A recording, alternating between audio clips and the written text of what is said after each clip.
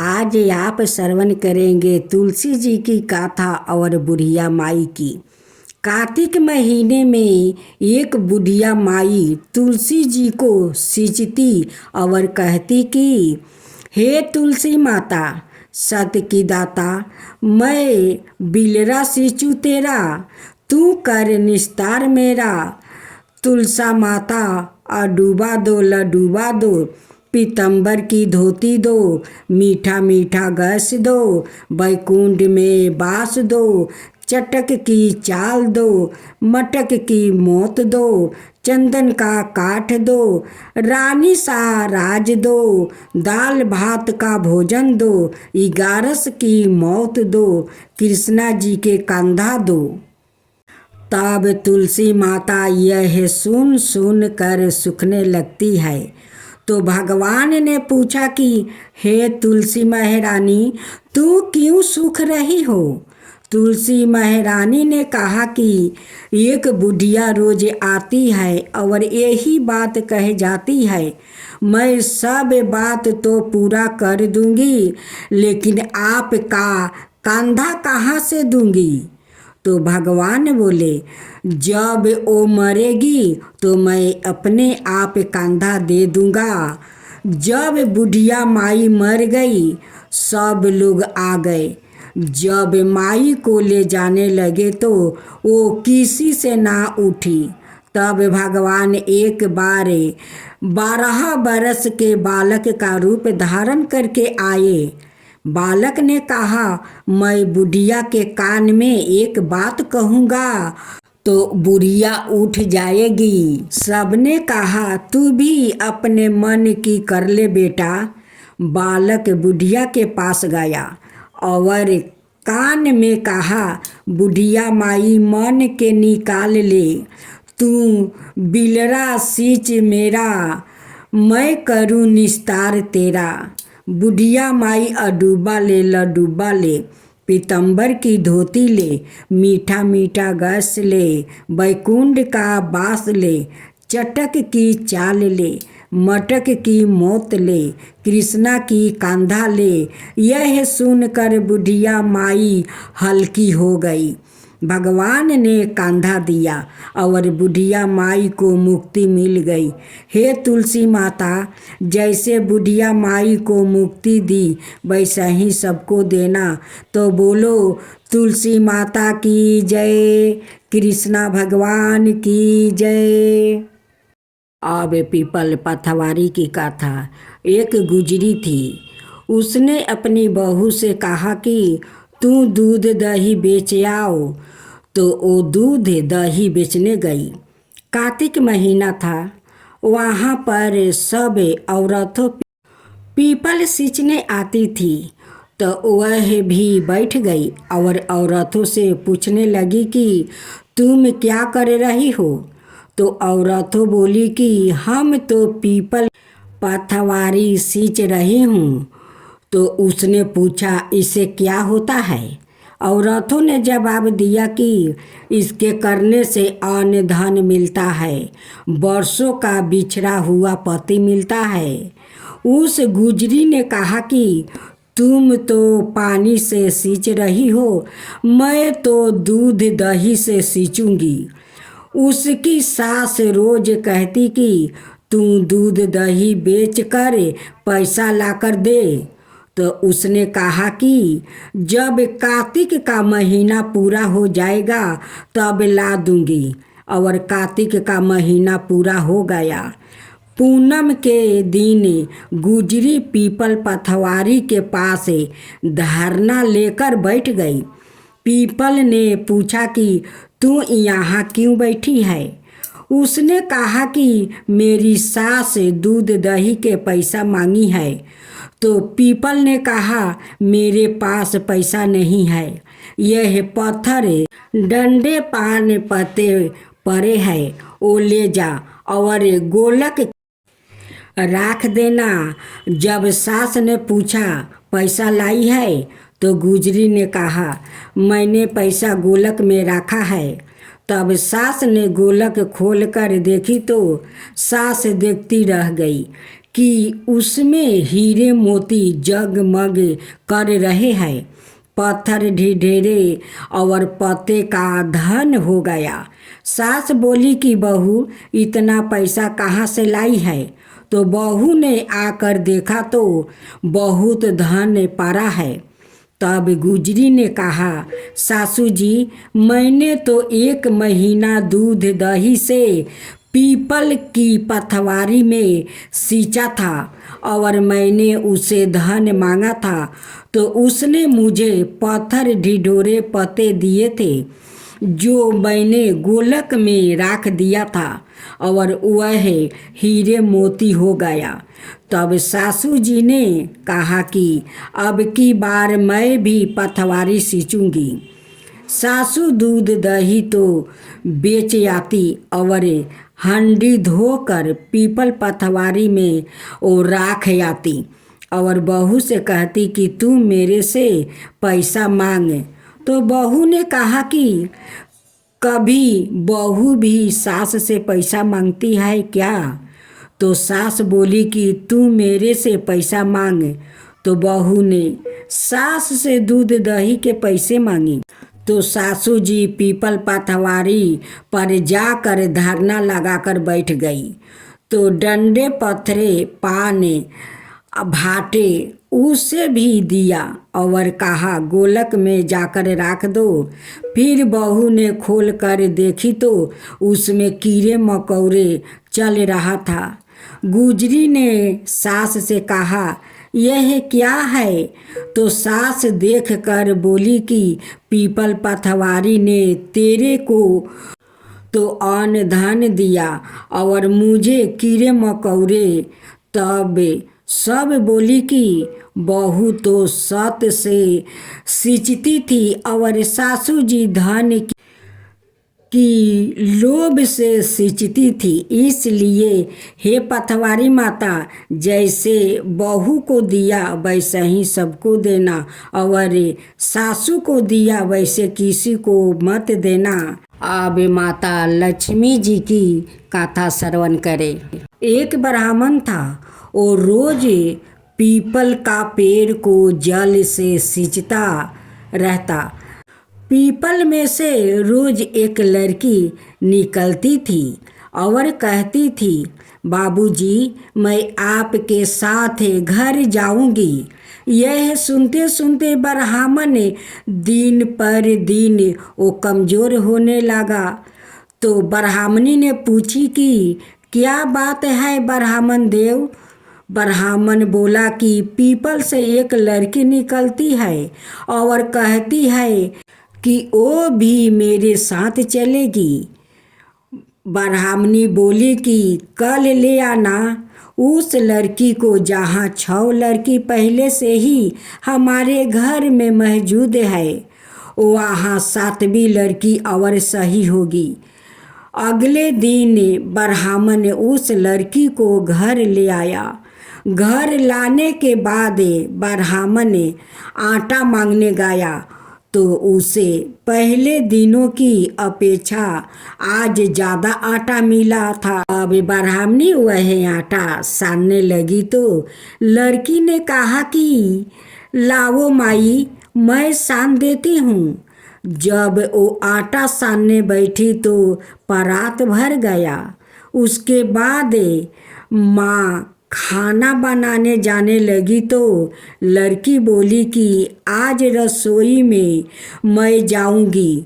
तो ब्राह्मणी बोली कि ना, तेरे हाथ जल जाएगी, तेरा तकलीफ होगा। लड़की बोली कि नहीं, मेरी हाथ नहीं जलेगी। लेकिन लड़की नहीं मानी और वो रसोई में खाना बनाने चली गई। तो उसने तरह तरह के 36 भोजन बना डाली और आज सभी ने पेट भर कर खाना खाया। इससे पहले वह आधे पेट खाकर वो सो जाते थे, पेट नहीं भरते। रात हुई तो बुढ़िया का भाई आया और कहने लगा कि दीदी मैं तो खाना खाऊंगा, ब्राह्मणी परेशान हो गई कि अब खाना कहाँ से लाऊंगी। लड़की ने पूछा कि माई क्या बात है। उसने कहा कि तेरा मामा आया है और रोटी खाएगा, लेकिन रोटी तो सबने खा ली है, अब उसके लिए कहाँ से लाऊंगी। लड़की बोली कि माई मैं बना दूंगी, और वो रसोई में गई और मामा के लिए 3600 भोजन बना दिया। मामा ने पेट भर कर खाया और कहा भी कि ऐसा खाना इससे पहले उसने कभी नहीं खाया है। ब्राह्मणी ने कहा कि भाई तेरी पावनी भाजी है, उसी ने खाना बनाई है। शाम हुई तो लड़की बोली कि माई चौका लगा के चौका का दिया जला देना, कोठरी में मैं सो जाऊंगी। ब्राह्मणी बोली कि ना बेटी ना, तू डर जाएगी। लेकिन वह लड़की बोली कि माई मैं नहीं डरूंगी, मैं कोठरी में ही सो जाऊंगी। वह लड़की कोठरी में जाकर सो गई। आधी रात को लड़की उठी और चारों ओर आंख फाड़ी तो धन ही धन हो गया। वह बाहर जाने लगी तो एक ब्राह्मण सो रहा था। उसने देखा तो कहा कि बेटी तू कहाँ चली। लड़की बोली कि मैं तो दरिद्रता दूर करने आई थी, अगर तुम्हारा दूर करवानी है तो करवा लो। उसने ब्राह्मण के घर में भी आँख से देखी तो चारों ओर धन ही धन हो गया।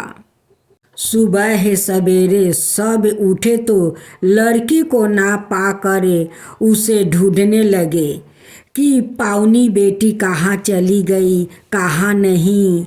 ओ ब्राह्मण ने बोला कि वो तो लक्ष्मी माता थी जो तुम्हारे साथ मेरी घर का भी दरिद्रता दूर कर गई। हे माता लक्ष्मी, जैसे आपने उनकी दरिद्रता दूर की वैसा ही सबका करना। तब बोलो माँ लक्ष्मी की जय। अब धर्मराज जी की कथा श्रवण करें। किसी गांव में एक बुढ़िया रहती थी। वो बहुत नियम धर्म से व्रत ओ रखा करती थी। एक दिन भगवान के घर से यमदूत उसे लेने आ गए और वो उनके साथ चल पड़ी। चलते चलते एक गहरी नदी आई तो यमदूत बोले कि माई तूने गौदान की है या नहीं। बुढ़िया ने उनकी बात सुनकर मन में श्रद्धा से गाय का ध्यान किया तो वह उनके समक्ष गाय आ गई और बुढ़िया उस गाय की पोछ पकड़कर नदी पार कर गई। वह यमदूत के साथ फिर आगे बुढ़िया बढ़ गई तो काले कुत्ते आ गए। यमदूत फिर बोले कुत्ते को खाना दिया था। बुढ़िया ने मन में कुत्ता का ध्यान किया तो वो रास्ते से चले गए। अब बुढ़िया फिर से आगे बढ़ने लगी तो रास्ते में कौआ ने उसके सिर पर चोंच मारनी शुरू कर दिया। तो यमदूत बोले कि ब्राह्मण की बेटी के सिर में तेल लगाई थी। बुढ़िया ने ब्राह्मण की बेटी का ध्यान किया तो कौआ ने चोंच मारना बंद कर दिया। कुछ आगे बढ़ने पर बुढ़िया के पैर में कांटे चुभने लगा तो यमदूत बोले कि खराऊं आदि दान की है। बुढ़िया ने उनका ध्यान किया तो खराऊं उसके पैरों में आ गई। बुढ़िया फिर आगे बढ़ी तो चित्रगुप्त जी ने यमराज से कहा कि आप किसे लेकर आए हो। यमराज जी बोले कि बुढ़िया ने दान पुण्य तो बहुत किया है, लेकिन धर्मराज जी का वो कुछ नहीं किया, इसलिए आगे का द्वार इसके लिए बंद है। सारी बात सुनने के बाद बुढ़िया बोली कि आप मुझे सिर्फ 7 दिन के लिए वापस धरती पर भेज दो। मैं धर्मराज जी का व्रत और उद्यापन करके वापस आ जाऊंगी। बुढ़िया माई वापस धरती पर अपने गांव आ गई और गांव के लोगों ने बुढ़िया माई को देखकर उसे भूतनी समझकर अपने दरवाजे बंद कर दिया। वह जब अपने घर गई तो उसके बहू बेटे भी दरवाज़ा बंद कर लिया और घर के अंदर जाकर बैठ गए। बुढ़िया ने कहा कि मैं भूतनी नहीं हूँ, मैं तो धर्मराज की आज्ञा से वापस धरती पर 7 दिन के लिए आई हूँ। इन 7 दिनों में मैं धर्मराज की व्रत और उद्यापन करूँगी, जिससे मुझे परलोक जगह मिल जाएगी। बुढ़िया की बातों से आश्चर्य होकर बहू बेटे उसके लिए पूजा की सारी सामग्री इकट्ठा करते हैं, लेकिन जब बुढ़िया कहानी कहती है तब वह हुंकार नहीं भरते। जिसे बुढ़िया फिर अपनी पड़ोसिन को कहानी सुनाती है और वो हुंकार भरती है। 7 दिन की पूजा व्रत उद्यापन के बाद धर्मराज जी बुढ़िया को लेने के लिए विमान भेजते हैं। स्वर्ग का विमान देखकर उसके बहू बेटों के साथ सारे गांव वालों भी स्वर्ग जाने को तैयार हो गए। बुढ़िया ने कहा कि तुम कहाँ तैयार हो रहे हो? मेरी कहानी तो केवल पड़ोसिन ने सुनी है, इसलिए वही मेरे साथ जाएगी। सारे गांव वालों बुढ़िया से धर्मराज जी की कहानी सुनने का आग्रह करते हैं। तब बुढ़िया उन्हें कहानी सुना देती है। कहानी सुनने के बाद सारे ग्रामवासी विमान में बैठकर स्वर्ग जाते हैं। तो धर्मराज जी कहते हैं, मैंने तो विमान केवल बुढ़िया के लिए भेजा था। बुढ़िया माई कहती है कि हे धर्मराज, मैंने जो भी पुण्य किया है उसमें से आधा भाग आप गांव वालों को दे दो। इस तरह से धर्मराज ने ग्रामवासी को भी स्वर्ग में जगह दे दिया। हे धर्मराज महाराज, जैसे आपने बुढ़िया माई के साथ सभी गांव वालों को भी स्वर्ग में जगह दिया, उसी तरह से हमें भी देना। कहानी सुनकर हुंकार भरने वालों को भी और कहानी कहने वालों को भी जगह देना। धर्मराज महाराज की जय, यमराज महाराज की जय। अब 8 बरों की कथा श्रवण करें। किसी गांव में एक माँ बेटा रहते थे और बहू भी साथ रहती थी। एक दिन सुबह माँ गंगा स्नान के लिए जा रही थी तो बहू से कह गई कि मेरे बेटे को सुबह रोटी दे देना। उसने कहा ठीक है, मैं दे दूंगी। सुबह बेटा उठा तो बोला कि माँ मुझे रोटी दो। यह सुनकर उसकी पत्नी आई और बोली कि ना तो तुम्हारी माँ यहाँ है और ना ही रोटी, कुछ कमा कर ले आओगे तो ही मैं रोटी दूंगी। वो बोला, भगवान मैं कमाना नहीं जानता हूँ। लेकिन बहू नहीं मानी। उसने कहा, अच्छा तुम 4 रोटी आम के अचार के साथ ही दे दो। बहू ने 4 रोटी बनाई और अपने पति को दे दिया। यह रोटी लेकर कुएं की मुंडे पर जाकर बैठ गया और भगवान को याद करने लगा। वो बोला, राम मैं कमाना नहीं जानता हूँ। भगवान उसकी बात सुनकर ब्राह्मण का भेष बनाकर आए और कहने लगे कि तुम इतने उदास क्यों बैठे हो?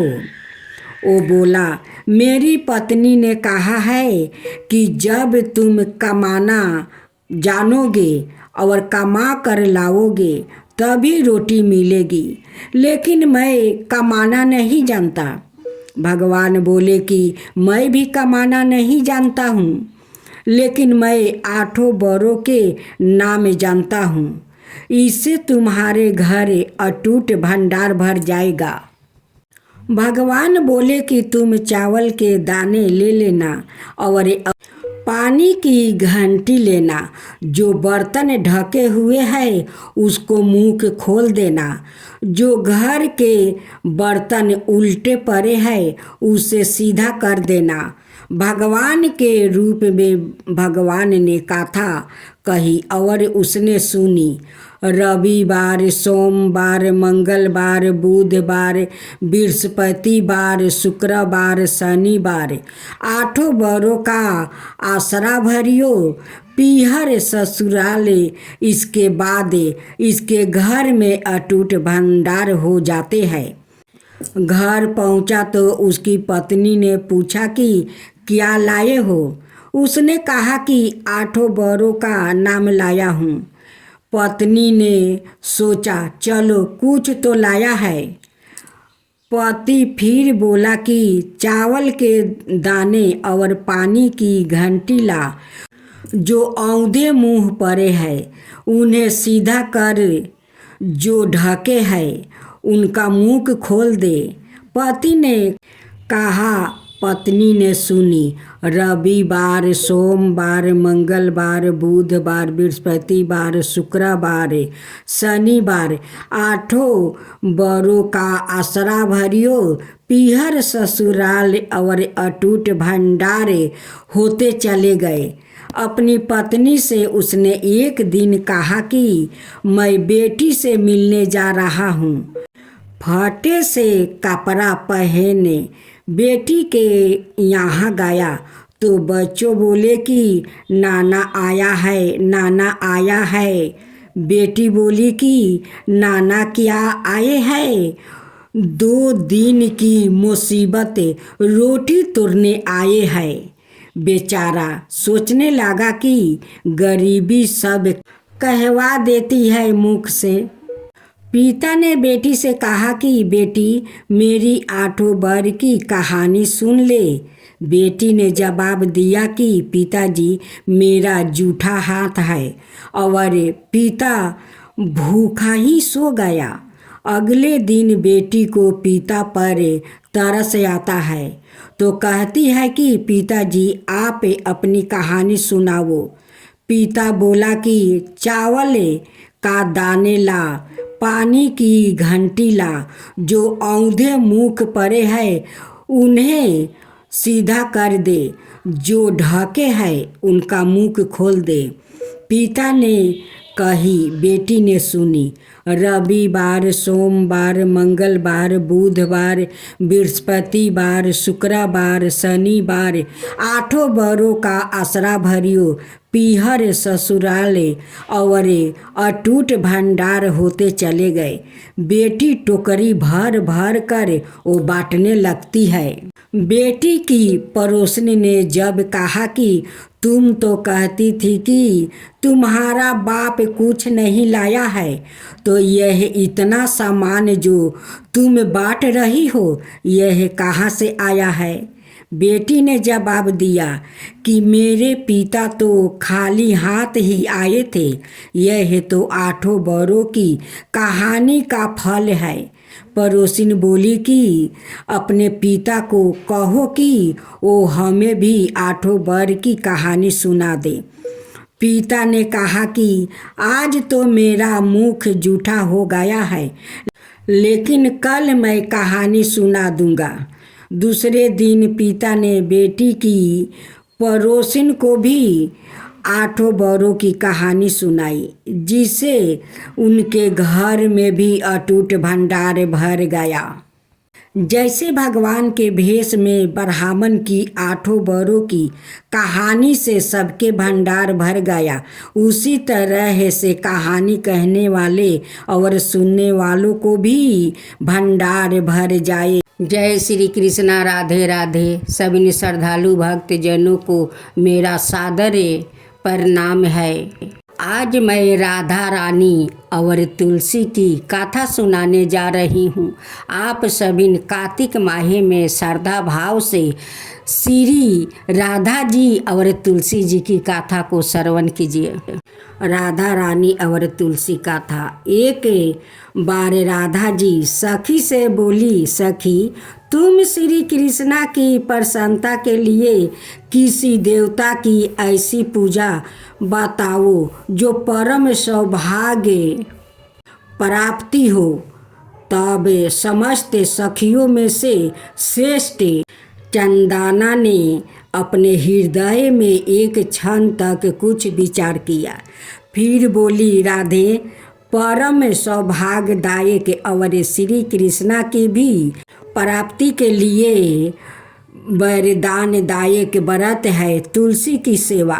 तुम्हें तुलसी सेवा का ही नियम लेना चाहिए, क्योंकि तुलसी का यदि स्पर्श अथवा ध्यान, नाम संकीर्तन, आरोपण चेतन किया जाए तो महान पुण्य प्रद होता है। हे राधे, जो प्रतिदिन तुलसी की भक्ति करते हैं वो कोटि सहस्त्रों योग तक अपने उस सुकीर्ति का उत्तम फल भोगते हैं।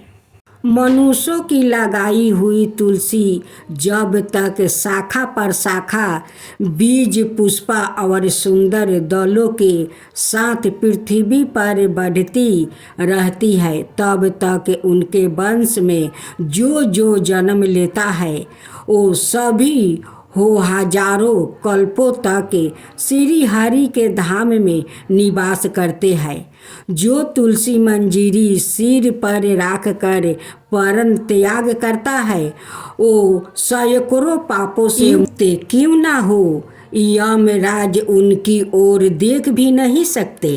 इस प्रकार चंदना की कही बात सुनकर रमेश्वरी श्री राधा ने साक्षात श्री हरि को संतोष करने वाले तुलसी सेवन का व्रत आरंभ किया और केतकी वन में 100 हाथ गोलाकार भूमि पर बहुत ऊंचा और अत्यंत मनोहर श्री तुलसी का मंदिर बनवाई, जिसकी दीवार सोने से जड़ी थी और किनारे किनारे पद्म में रागमणि लगी थी।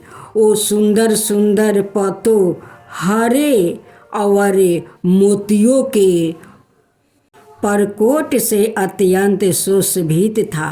उसके चारों ओर परिक्रमा के लिए गली बनाई गई थी, जिसकी भूमि चिंतामणि से मंडित थी। ऐसे तुलसी मंदिर के मध्यम भाग में हरे पल्पों से सुशोभित तुलसी की स्थापना करके श्री राधा ने अभिजीत मुहूर्त में उनकी सेवा आरंभ की। श्री राधा जी ने आश्विन शुक्ला पूर्णिमा से लेकर चैत्र पूर्णिमा तक तुलसी सेवन व्रत का अनुष्ठान किया। व्रत आरंभ करने उन्होंने प्रति मास पृथक पृथक रस से तुलसी की सींची, कार्तिक के दूध से, मार्ग शीर्ष में ईख के रस से, पूष में द्राक्ष रस से, माघ में 12 मासी आम के रस से, फागुन मास में अनेक वस्तुओं से मिश्रित मिश्री के रस से और चैत्र मास में पंचमृत से उनका सेचन किया और वैशाख कृष्णा प्रतिपदा के दिन उद्यापन का उत्साह किया। उन्होंने 2 लाख ब्राह्मणों को 56 भोगों से दीर्पित करके वस्तु और आभूषणों के साथ दक्षिणा दी। मोटे मोटे दिव्या मोतियों का 1 लाख भार और सौरन का 1 कोटि भार श्री गंगाचर्या को दिया। उस समय आकाश से देवता तुलसी मंदिर पर फूलों की वर्षा करने लगे। उसी समय सौरन सिंहासन पर विराजमान हरि प्रिया तुलसी देवी प्रकट हुई। उसके 4 भुजाएं थी, कमल दल से समान विशाल नेत्र थे। 16 बरस की अवस्था और सय में कांति थी। मस्तक पर हेममय किरीटी प्रकाशित था और कानों में कंचन मय कुंडल झलमला रहा था। गरुड़ से उतरकर तुलसी देवी ने रंग वाली जैसी श्री राधा जी को अपनी भुजाओं से अंग में भर लिया और उनके मुख चंदर का चुम्बन किया। तुलसी बोली, कालावती राधे, मैं तुम्हारी भक्ति से प्रसन्न हूँ। यहाँ इंद्र मन बुद्धि और चित्त द्वारा जो जो मनोरथ तुमने किया है वो सब तुम्हें सम्मुख सफल हो जाएगा। इस प्रकार हरि प्रिया तुलसी को प्रणाम करके वीर भानु नंदिनी राधा ने उनसे कहा, देवी, गोविंदे के युगल चरणों में मेरी आहुति की भक्ति बनी रहे। तब तथास्तु कहकर हरि प्रिया अंतर्ध्यान हो गई। इस प्रकार पृथ्वी पर जो मनुष्य श्री राधिका के इस विचित्र उपख्यान को सुनता है वो भगवान को पाकर कृतज्ञ हो जाता है।